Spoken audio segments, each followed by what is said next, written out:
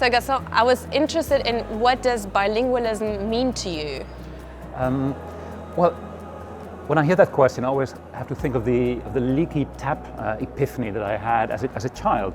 I was at a friend's house having lunch every day practically, and at some point the tap was leaking, and the next day again, but after a few days that stopped.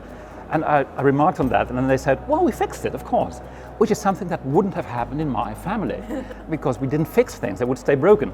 And then later on, I realized that when I learn a foreign language and I have access to a different place, to a different culture, a different society, there again I noticed that things are not only different, but that's obvious, but also sometimes better than in the way you come from.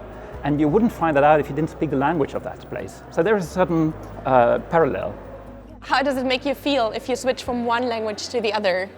That depends to which language I feel. For instance, I learned Spanish when I was in my early 20s, and I used it a lot, and I used it a lot in South America, where in places where people wouldn't meet foreigners, exotic foreigners like myself that often. So they made me feel sort of special, and they sort of spoiled me, if you like. So whenever I speak Spanish now, I get that feeling again.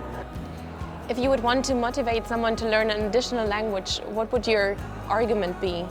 Well, one argument was something that Michael Hofmann, a German translator and poet, said, namely, bilingualism is a blow against stupidity. I think that's a very good summary of what it means to have more than one language.